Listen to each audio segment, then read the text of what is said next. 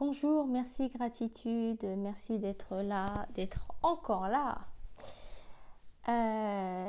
Moi, je suis contente de tourner des vidéos parce que j'ai l'impression de passer une soirée avec mes copines ou d'être avec la famille et de parler de tous les sujets, de tout et n'importe quoi et ouais, voilà, de passer une soirée entre potes. Je voulais expliquer l'expression rentrer dans le moule. Parce que je le dis souvent, et souvent on le dit quoi. On le dit au quotidien, au travail, ou dans sa vie perso. On dit ouais, il faut rentrer dans le moule. On me dit de rentrer dans le moule. J'ai commencé un nouveau boulot. Je sais pas, dans la famille, il faut rentrer dans le moule. Qu'est-ce que ça veut dire? On va détailler. Donc pour moi, quand tu fais un gâteau, je sais pas, un gâteau yaourt, un gâteau au chocolat, tout ce que tu veux. La pâte, donc tu as mélangé farine, sucre, œuf, tout ce que tu veux. Tu le mélanges. C'est une pâte qui coule. Donc, cette pâte qui est liquide, donc on va la mettre dans un moule. Soit tu vas choisir un moule rectangulaire, un moule à cake, soit tu vas choisir un moule rond, soit tu vas choisir un moule avec un trou à l'intérieur, tu vas choisir la forme que tu voudras qu'il aura à la sortie du four, quand tu vas le démouler le truc. Donc dès le départ, il n'y aura pas de surprise, tu sais quelle forme aura ton gâteau. Et donc, les personnes, le système qui veulent qu'on rentre dans le moule, donc ton nouveau patron, ton mari, ta femme, ta famille, ta belle famille, tes amis, ton groupe de sport, je sais pas si tu fais partie d'une association, si t'es dans une box de CrossFit, tu fais partie d'une association je sais pas moi, un groupe religieux, ou j'en sais rien, bref. Dès que tu es dans un groupe, quoi, on veut que tu rentres dans un moule. Ça veut dire qu'il faut que tu sois comme tout le monde. Donc tu fais 3 gâteaux au yaourt, et ben tu vas utiliser 3 fois le même moule. Tu sais qu'à la fin, les 3 gâteaux, ils auront la même tête. C'est le but du moule. Donc quand tu intègres un groupe, une association ou quoi, naturellement, l'être humain voudra que tu ressembles aux autres et que tu rentres dans le fameux moule. Bon. Donc tu arrives, tu es nouveau, tu es en période d'essai, tu ne connais personne et tout. Et donc on va dire, bon bah les règles c'est ça, ça, ça, tes horaires c'est ça, ton chef c'est lui, etc. Bon. Tu veux bien faire, tu commences un nouveau taf, tu es en période d'essai, donc tu vas rentrer naturellement dans le moule. Pareil, tu es dans un groupe, tu arrives dans une association, on dit que le règlement c'est ça, c'est comme ça qu'il faut faire, tu vas rentrer dans le moule. Voilà, on va dire que c'est humain, c'est un réflexe. Il y a une anecdote comme ça où il y a très longtemps, hein, parce que je ne prends plus les transports depuis très longtemps, j'ai jamais aimé les transports en commun. Je me suis rendu compte que je crois que j'allais à la Défense, donc quartier d'affaires. J'étais en avance, hein, parce que comme je maîtrise plus trop les transports, tu y vas à l'avance parce que y a des grèves et tout ça. Et je savais très bien que j'étais à l'avance. Et j'ai vu en fait, donc tu descends du train, je sais plus à quelle gare c'était, et tu as des correspondances, faut que tu prennes le métro, les lignes 1, bref. Et je me souviens que les gens qui allaient au travail, donc ils étaient pressés, ils couraient dans tous les sens, ils étaient stressés dès 8h du mat, 7h du mat, ils étaient au taquet quoi. Moi, ça faisait longtemps que j'avais pas pris les transports, donc tu sais, t'es un petit peu, tu regardes un peu tu regardes partout, tu observes un peu les gens, il y en a qui lisent, il y en a qui tricotent dans le train, il y en a qui discutent, il y en a qui dorment. t'observes parce que ça fait longtemps, quoi. Et je commence à voir des gens qui commencent à courir parce qu'ils veulent pas prendre le prochain métro, ils veulent prendre celui-là puisque ça va leur faire gagner du temps et tout. Et en fait, moi, je me suis mise à courir aussi.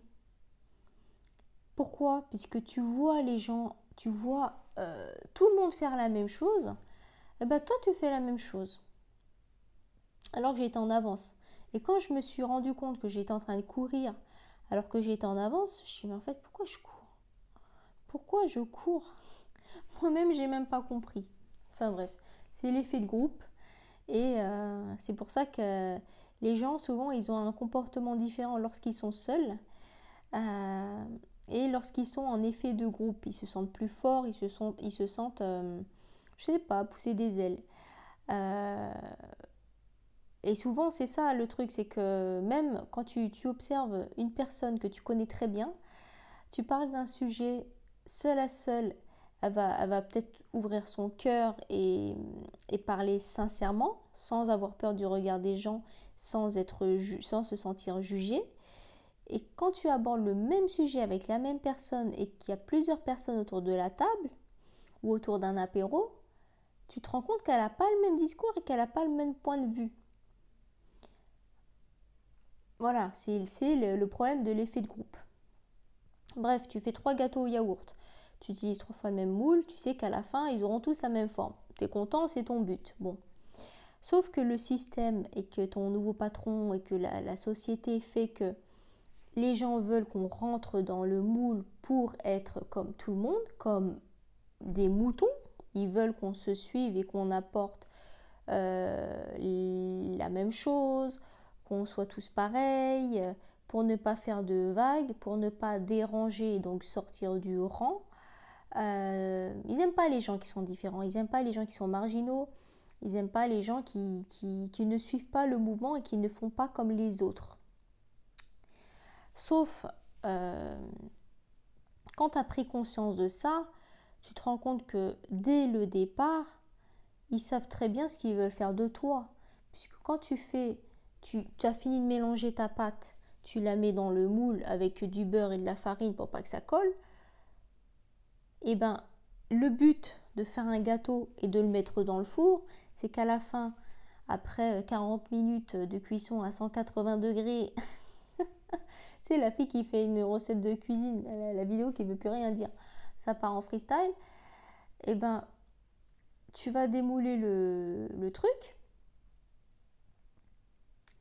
tu vas prendre la pointe de couteau, tu vas le mettre au milieu du gâteau, tu vas ressortir, tu vas voir si le gâteau est cuit ou quoi. Tu vas sortir le gâteau, tu vas attendre qu'il refroidisse, machin, tu vas le démouler. Mais quel est le but de ça? De mettre quelqu'un ou de mettre une pâte liquide dans un moule avec une forme spéciale. À la fin, tu vas le démouler, tu vas le sortir, tu vas le découper et tu vas le manger. Donc, il y a une vraie symbolique avec cette expression. Moi, j'aime beaucoup les expressions. Rentrer dans le moule, ça veut dire que tu rentres dans le piège, puisque dès le départ, on sait que tu vas ressortir avec une forme rectangulaire ou ronde. Mais à la fin, tu te feras manger. À la fin, on va te découper en morceaux. Tac, tac, tac, tac, tac. Tu sais, à la Dexter, la série, là. À la Dexter, t'es un serial killer. Le mec qui t'a embauché, le mec qui a voulu te faire rentrer dans le système et dans le moule, c'est un serial killer. Bien sûr, j'exagère. Il y a des patrons, c'est des crèmes et tu les kiffes à la mort tellement ils sont humains. Comme mon dernier patron, je l'aimerai jusqu'à la fin de ma vie et je le respecterai jusqu'à la fin de mes jours. Merci l'univers de m'avoir fait rencontrer cette personne. Donc, le mec qui a voulu te faire rentrer dans le moule, c'est un serial killer parce que lui, à la fin, il va te découper en morceaux, il va te déguster. Puisqu'il t'aura au début choyé, il aura mis du sucre, la farine, des œufs, il t'aura mélangé avec tes collègues. Allez, viens et tout, allez, on se mélange tous, allez, on fait la fête, on fait des jours de l'an ensemble, allez, on fait des pots de départ, allez, on s'éclate tous ensemble, on mélange tous les ingrédients nécessaires pour que tout se passe bien, pour que le gâteau soit bon et beau. Donc on te manipule, on te mélange, on te fait un lavage de cerveau, on mélange, tu réfléchis plus, tu fais comme les autres, allez vas-y, ne réfléchis pas, fais comme les autres, et tu suis le mouvement, effet de groupe, on te met au four, on te met bien au chaud, on te met bien, je te donne une voiture de fonction, je te donne un nouveau bureau, je te donne un portable, je te donne un PC si tu veux, tu fais un petit peu de télétravail, je te mets bien au chaud, au confort, confortable, d'accord? Quand tu as fini tout ça, que j'ai plus trop besoin de toi, quoi, c'est bon, tu as bien obéi comme il fallait, je te sors du four, je te découpe en morceaux puisque je vais te la faire à l'envers parce qu'en fait c'est là que tu vas te rendre compte que depuis le début c'était un petit peu de la manipulation. Je vais te découper en morceaux mais ce sera déjà trop tard puisque toi tu peux plus bouger, tu sors du moule, t'es figé, ça y est, t'es devenu solide le truc. T'es devenu solide, c'est ancré, c'est ancré en toi, c'est du solide, c'est du costaud tes habitudes que t'as fait pendant des années. T'as eu pendant des années. On va te découper en morceaux, ça sent bon quand ça sort du four. Ah là là, il est à point, ça sent bon. Tu sais, le gâteau du mercredi après-midi ou du dimanche ou le samedi que tu fais avec tes enfants, ça, tu ouvres la porte du four, ça sent bon, ça sent un peu la brioche, le beurre, le truc que tu as envie de déguster et que tu as envie de manger. Tu vas apprécier, tu sais que rien qu'avec l'odeur, tu vas l'apprécier quand tu vas le manger. Tu vas le découper en morceaux, tu vas donner une part à tout le monde et en fait, toi, tu vas te faire manger. Tu vas te faire manger par ceux qui ont manigancé ça depuis le début, mais toi, tu n'as rien vu au début. On t'a vendu du rêve. On t'a dit, viens travailler pour moi. Viens dans l'association. Allez, viens dans notre groupe. C'est trop bien notre groupe. Viens, on va s'éclater. On va te mettre bien. Et bien, à la fin, tu pourras plus bouger parce que tu seras comme ça et tu te feras manger. Bon. Et en plus, le gâteau, il sera bon. Parce qu'il aura bien respecté les règles. Il sera bien rentré dans le moule. Il aura bien obéi comme un petit soldat. Donc c'est pour ça que l'expression rentrer dans le moule, moi je suis anti-moule. Moi je suis anti-moule, je suis anti-système, anti-règlement, anti-règle, anti-tout. Moi j'ai toujours été anti-tout, moi de toute façon. J'ai toujours fait ce que je voulais et regarde aujourd'hui, je fais ce que j'ai envie de faire et j'aime ce que je fais. Donc c'est la vraie liberté et on me dit pas ce que je dois faire. J'aime pas quand on me dit ce que je dois faire et souvent quand on me dit ce que je dois faire, je fais le contraire pour te montrer que non, tu décides rien du tout. C'est moi qui décide pour moi. Et moi je vais rien t'imposer non plus. Je vais pas te mettre la pression et je vais pas te dire de rentrer dans un moule. Que ce soit en amitié, que ce soit dans une relation personnelle avec quelqu'un, je vais pas te dire ce que tu dois faire, ce que tu dois manger, comment tu dois t'habiller. Je vais pas te faire rentrer dans un moule parce que j'aime pas qu'on me fasse ça. Donc ne fais pas subir à quelqu'un ce que tu n'aimerais pas qu'on te fasse subir à toi. Le respect, c'est dans les deux sens. Donc arrêtez de vouloir rentrer dans un moule dès le départ pour faire comme les autres du groupe. Quel groupe? Il n'y a pas de groupe, je fais ce que je veux. Et c'est là que tu vas marquer ta différence. Et c'est là que tu vas montrer que tu es forte dès le début. Parce que tu respectes avant tout ton âme, tu te respectes et que c'est pas quelqu'un qui vient de t'embaucher ou c'est pas le leader du groupe de l'association ou je sais pas quoi qui va te dire quoi faire. Tu le connais même pas parce qu'il va te payer à la fin du mois. Tu dois changer ta personnalité et tu dois faire comme des inconnus que tu connais pas parce qu'il faut te mettre bien, il faut t'intégrer. Non, tu es là, tu fais ton boulot et basta. Tu es juste là pour faire tes horaires, tu fais ton travail et tu rentres chez toi. Mais en aucun cas, on va te forcer à rentrer dans une boîte, dans un moule. Non, on fait ce qu'on veut, on est tous libres, mais c'est juste une ouverture d'esprit, encore une fois.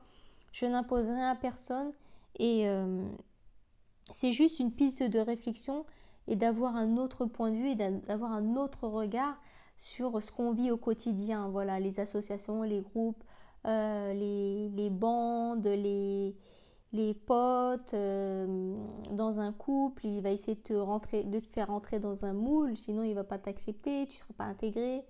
Non, il n'y a pas de moule, il n'y a pas de moule, il n'y a rien du tout.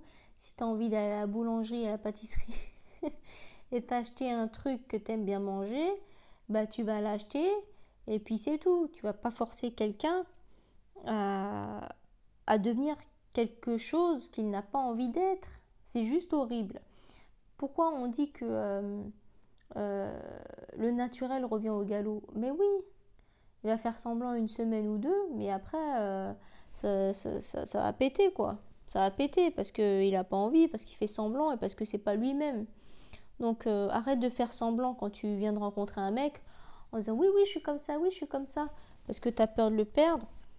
Mais c'est juste que tu fais semblant et puis c'est bon, faire la comédienne pendant 1 heure ou deux, c'est possible, mais ça sert à rien. Et puis, s'il il ne t'accepte pas tel que tu es, c'est qu'il ne t'aime pas vraiment, qu'il n'est pas fait pour toi, que vous ne vivrez pas sur la même longueur d'onde et que ça ne sert à rien de faire semblant. Quand tu fais semblant, tu es dans le paraître. Et le but, c'est de rester dans l'être humain et être. Ce que tu es vraiment, c'est le plus important. Voilà. Autre chose, autre sujet, c'était l'ouverture d'esprit et la tolérance. L'ouverture d'esprit et la tolérance. J'avais lu un article, il y a longtemps, hein, c'était dans un magazine, où c'était une auteure, une femme, une auteure, qui était d'origine marocaine et qui disait que son père ne lui avait pas parlé pendant des années.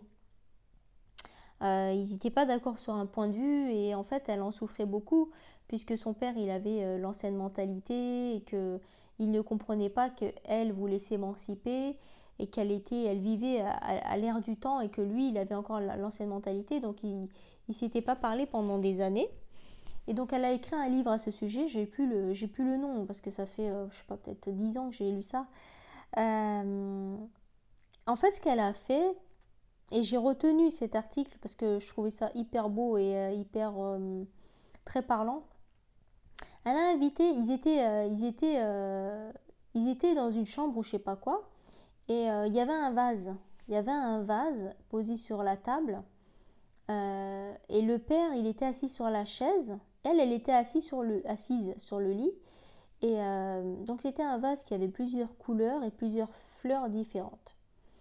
Donc, ça faisait des années qu'ils ne s'étaient pas parlé, donc c'était un petit peu tendu l'ambiance dans la chambre, mais elle avait réussi à affronter et puis elle avait été à la rencontre du père.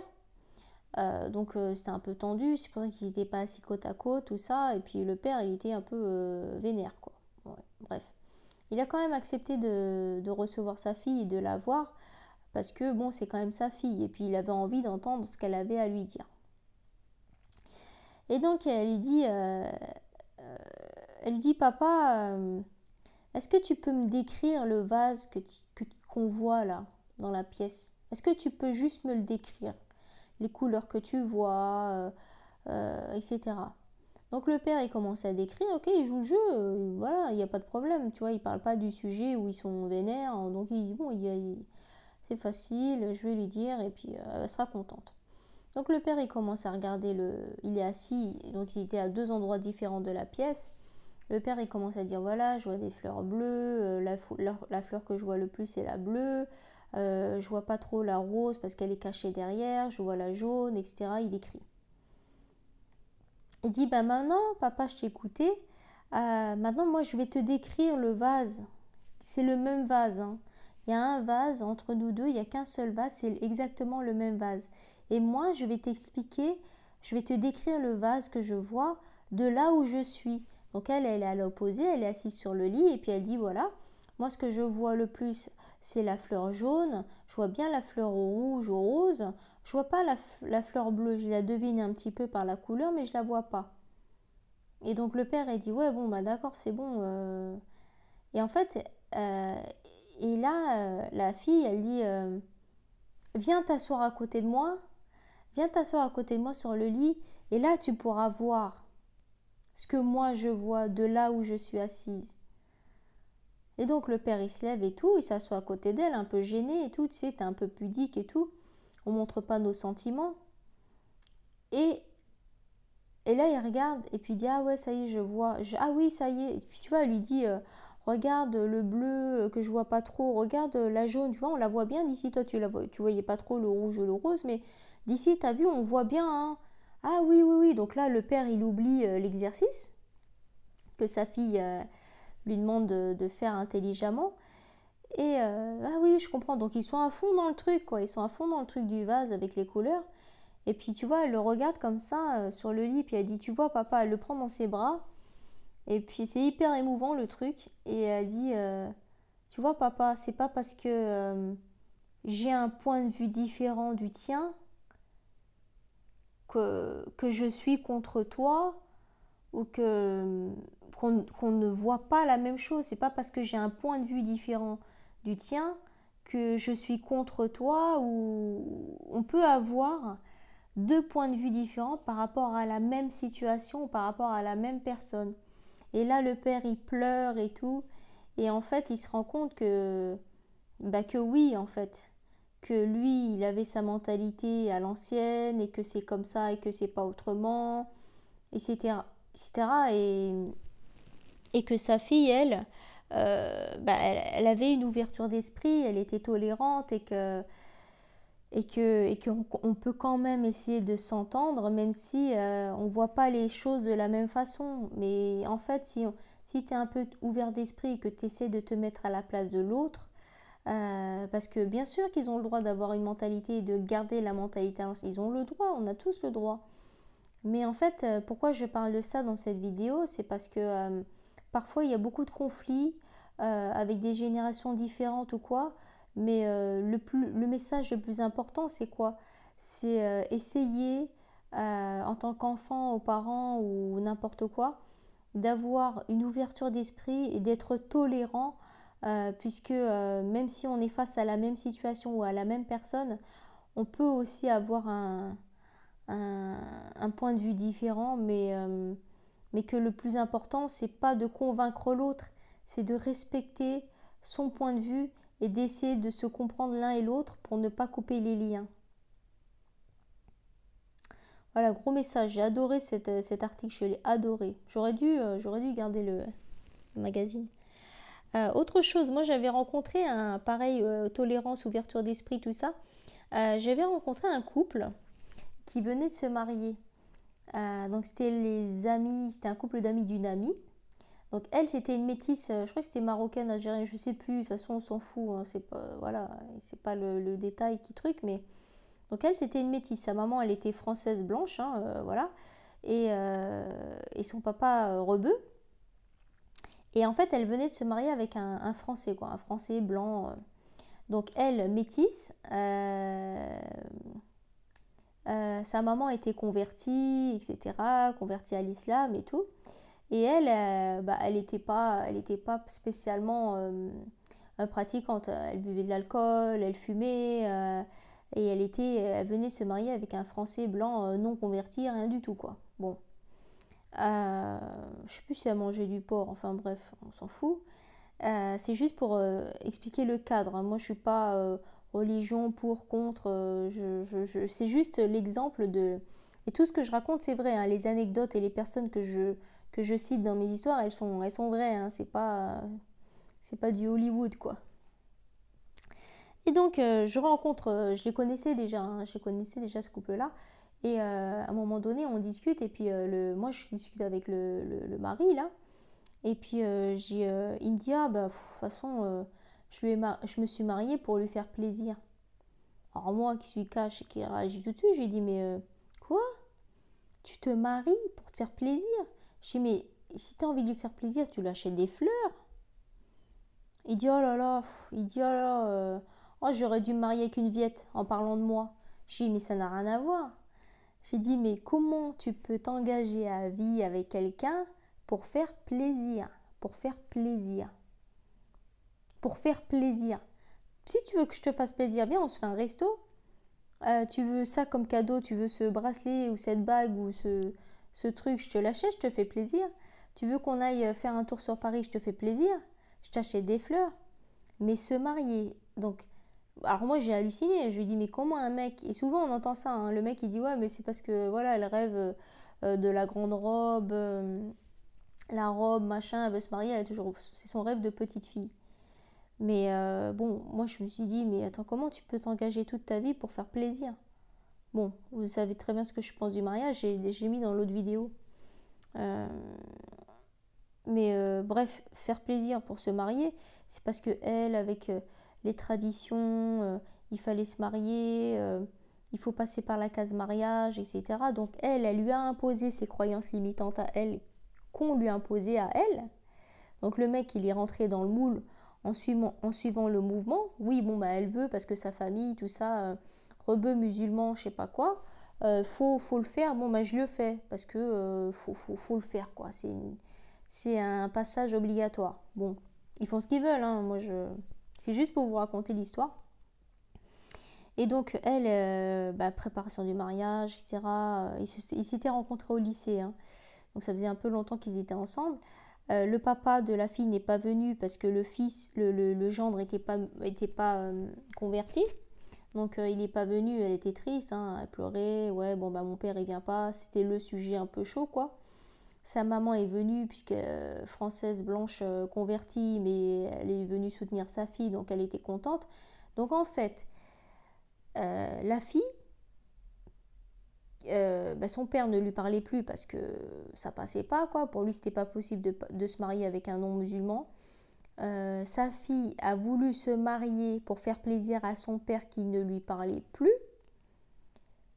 Le père n'est quand même pas venu, n'était pas présent au mariage parce que le gendre n'était pas musulman, tout ça, il rentrait pas dans le moule. Donc elle a quand même fait le mariage parce qu'il fallait le faire, parce qu'elle est quand même moitié, elle est métisse, donc elle fait les trucs voilà, auxquels elle croit. Donc croyance imitant tout ça. Donc elle impose au gars de se marier, lui il suit le mouvement en se disant vas-y ça lui fait plaisir, je le fais sinon elle va me prendre la tête. Donc engagement pour faire plaisir. Elle se marie pour faire plaisir au père qui la calcule plus. Bon bref, c'était un peu... Quand tu décortiques le truc, c'est juste triste, quoi. C'est hyper triste. Et donc tout ça pour dire que se marier pour faire plaisir à un beau-père qui ne lui parle plus et qui a imposé ses croyances limitantes et qui est toujours dans ce truc, bon, c'est quand même... De toute façon, quand tu te maries et que quand tu rencontres quelqu'un qui n'est pas de la même religion, qui n'a pas la même culture, qui, on va dire, qui respecte pas les codes, les règles qui ne rentrent pas dans le moule, t'es musulman, t'es pas musulman, tu manges du porc, tu manges du porc, tu fais le ramadan, tu fais pas le ramadan. Bon, bref, toi, dès le départ, tu sais que l'autre, elle est pas musulmane, ou que le mec, il n'est pas musulman, tu le sais, puisque tu l'as rencontré et que tu sais que, voilà, vous discutez et tu t'as bien compris. Et tu l'as même choisi pour ça, parce qu'elle n'était pas ou il n'était pas musulman, tu l'as choisi pour ça. Donc dès le départ, tu sais quelle graine tu as semée en fait, avant de commencer quoi que ce soit. Tu sais vers quelle direction tu vas, puisque c'est ce qui t'arrange et c'est ce qui t'attire, c'est ce que tu recherches un peu.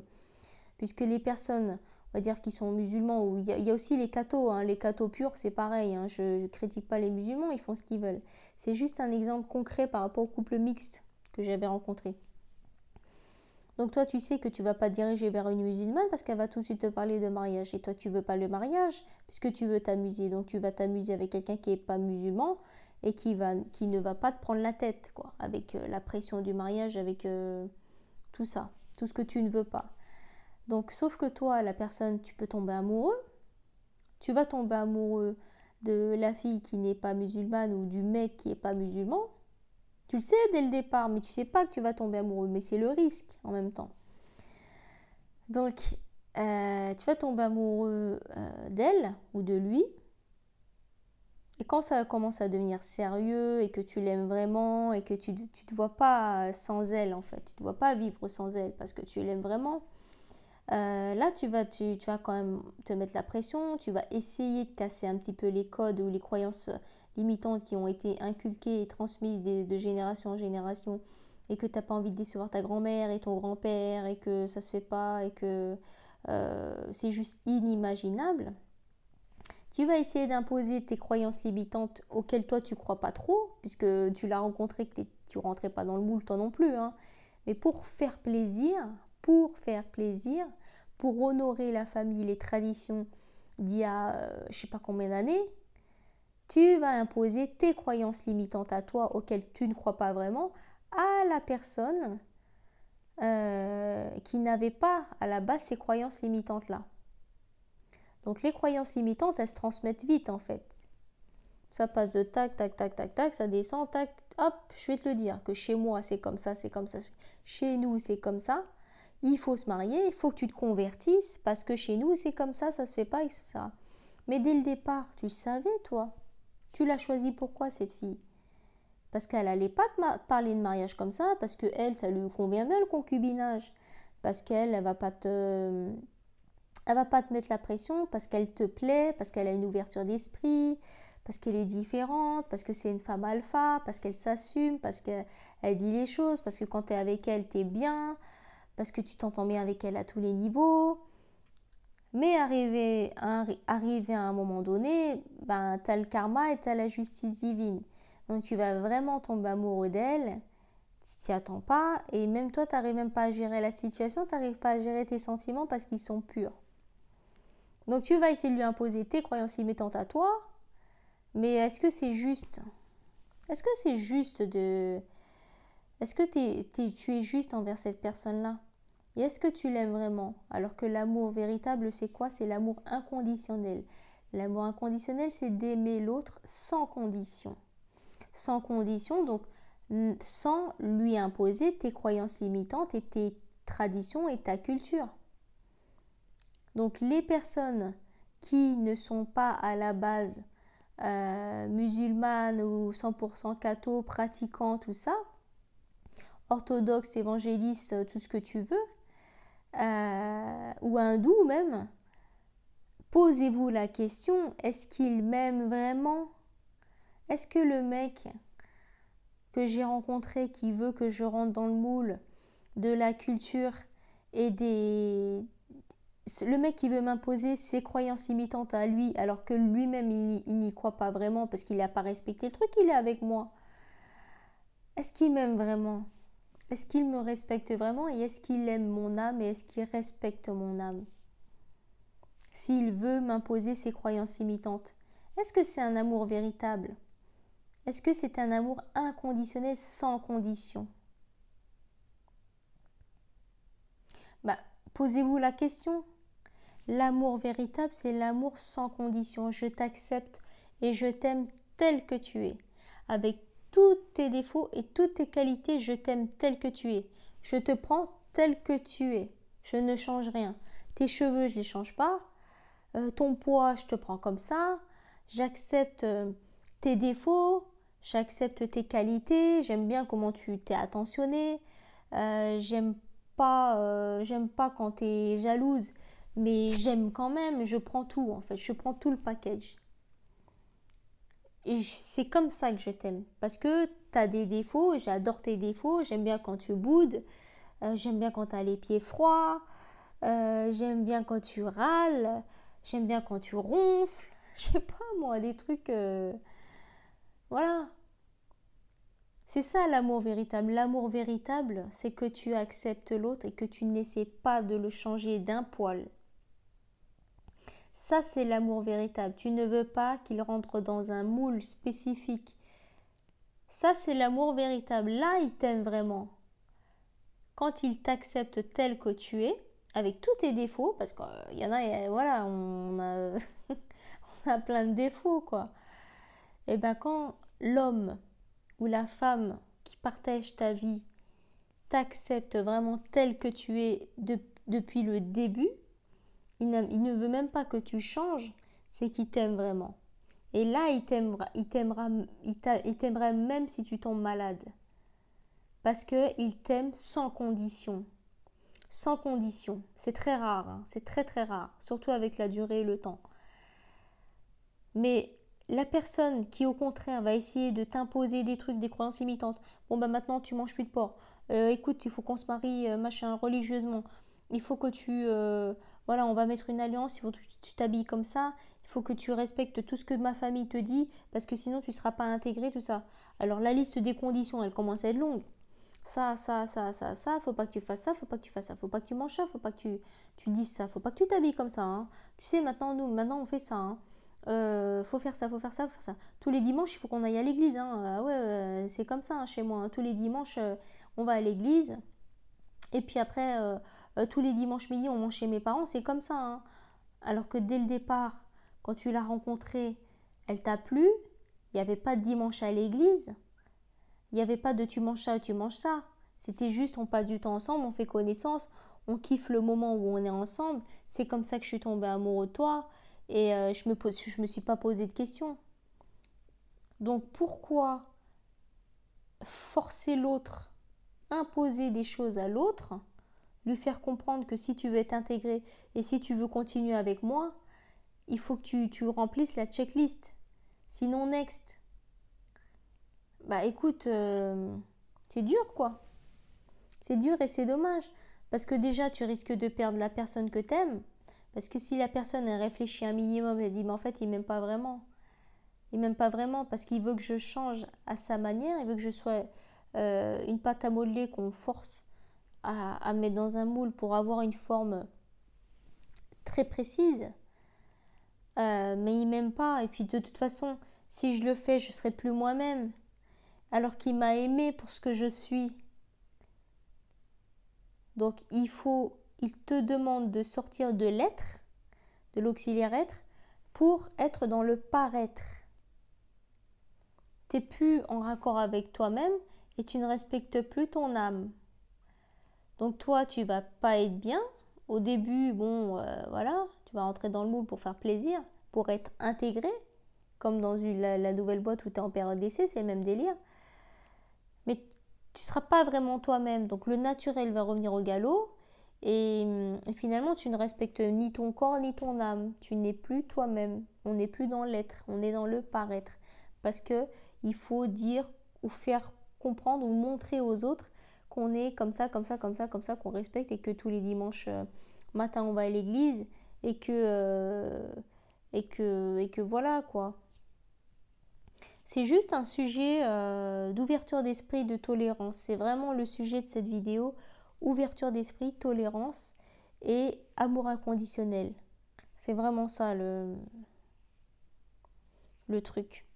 Le sujet de cette vidéo. Et c'est vraiment des personnes des personnes que j'ai rencontrées. C'est comme, tu sais, quand on était enfant, on s'allongeait sur l'herbe ou tu sais, à la plage et on regarde les nuages. Et puis quand on est petit, on dit, ah, regarde, on dirait un cheval. Et l'autre à côté, il va dire, non, non, moi je vois pas un cheval, je vois un lion. C'est la même chose que le vase avec le père et la fille, c'est qu'on a tous un point de vue différent et on ne peut pas imposer à l'autre qu'on voit la même chose qu'une personne a raison et que l'autre a tort.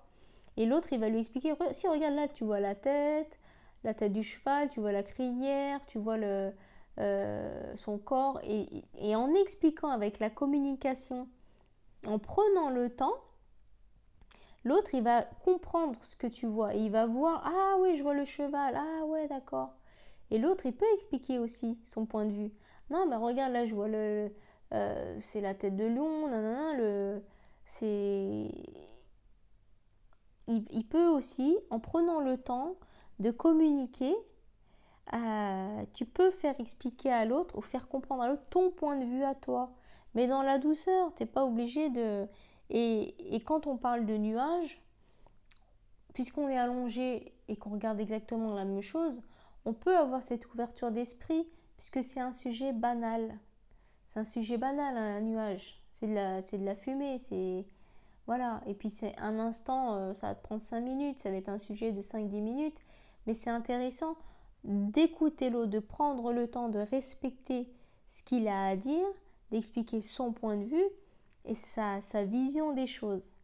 Donc tu vas l'écouter, tu vas respecter ce qu'il va dire. Il va t'expliquer, il va prendre le temps de t'expliquer ce qu'il voit. Et toi aussi, tu pourras lui expliquer aussi ton point de vue. dans le respect, la bienveillance. Mais tu ne pourras pas lui imposer sa première idée, que lui, il a vu un cheval ou que l'autre, il a vu un lion. On n'impose pas les choses aux autres parce qu'on les respecte et parce qu'on sait qu'ils ont le droit d'avoir leur propre opinion à eux. Parce qu'on est tous différents et qu'on doit se respecter et apprendre à s'écouter les uns et les autres sans vouloir imposer son idée à soi. Donc voilà, la vidéo de l'ouverture d'esprit et de la tolérance. Donc l'amour inconditionnel, tu aimes l'autre sans condition. Tu l'aimes vraiment de tout ton cœur, sincèrement, sans condition. Tu prends tout le package, soit tu prends tout le package, soit tu prends rien. C'est comme quand tu commences à faire ta vie avec quelqu'un qui a déjà des enfants, soit tu prends tout le package, soit tu prends rien. Tu peux pas dire moi je prends que la maman et puis les enfants on les calcule pas. Non. Parce que n'oublie pas qu'avant de rentrer dans la vie de la maman, les enfants ils y étaient déjà, ils avaient déjà leur place dans la vie de la maman. Tu ne peux pas les effacer ou les mettre de côté. C'est comme la famille de la maman, de la fille ou du garçon que tu viens de rencontrer. Tu ne peux pas prendre juste l'homme ou la femme que tu viens de rencontrer parce que tu es tombé amoureux ou amoureuse de lui ou d'elle et d'elle et de lui, on est d'accord, et de zapper toute sa famille. Ils étaient là avant que toi tu débarques. T'es qui toi? Donc quand tu rencontres une maman célibataire ou un papa célibataire, soit tu prends tout le package, l'homme que tu aimes et ses enfants, ou son enfant avec, ou tu ne prends rien. C'est comme ça. N'impose rien.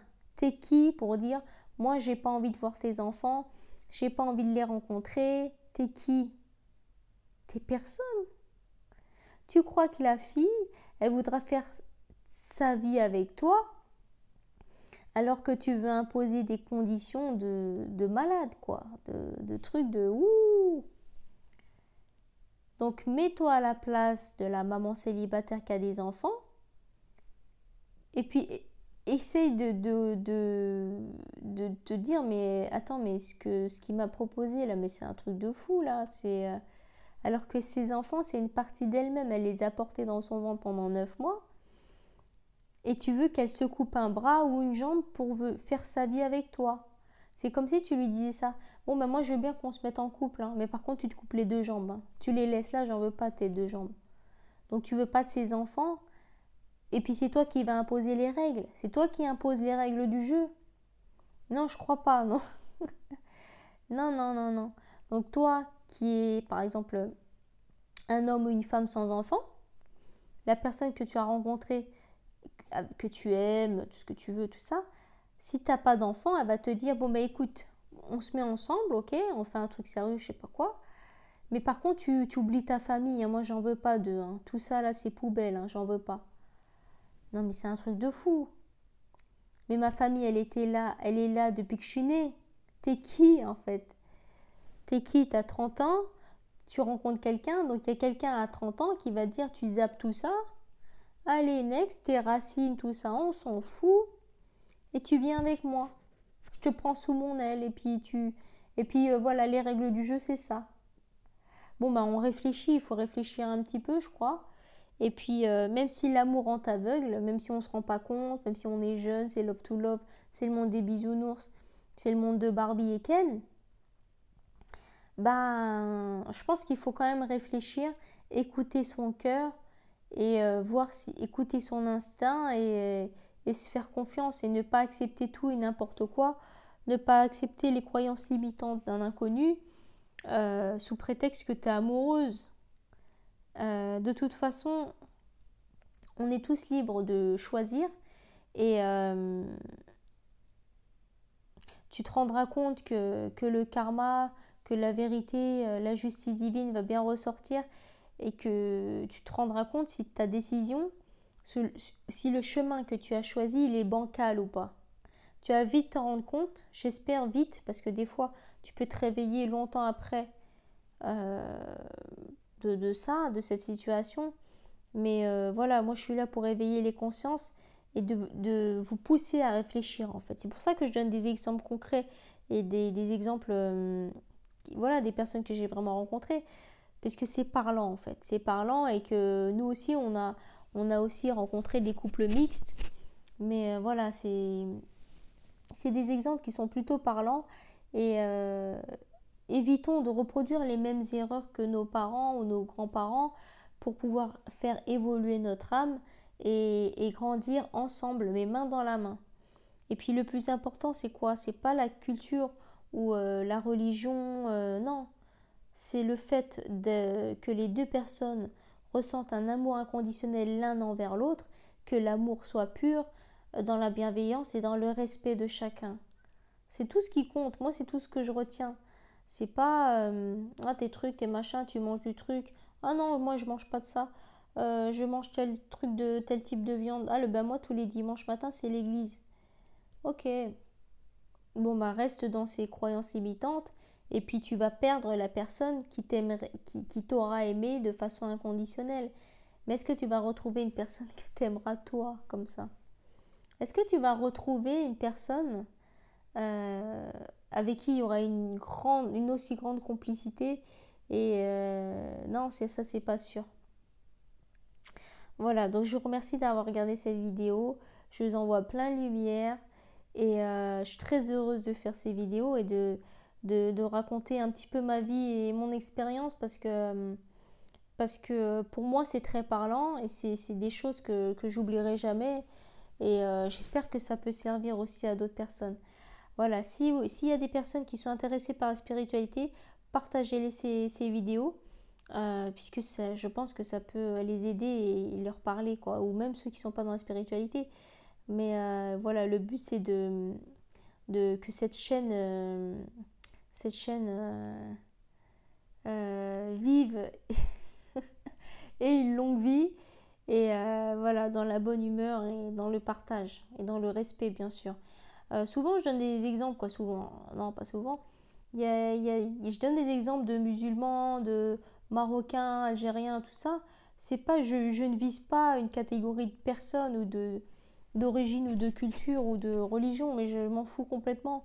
C'est juste que c'est du concret, c'est des exemples qui m'entourent. Voilà, si c'était un sénégalais ou je sais pas moi, un catho pratiquant, ben ça aurait été ça l'exemple. Sauf que c'était pas ça l'exemple, c'était pas le couple mixte que j'avais rencontré. Voilà. Donc n'en faites pas une affaire personnelle, ok, accord Toltec. Et voilà, moi je suis peace and love et j'aime tout le monde. Voilà, merci. Au revoir.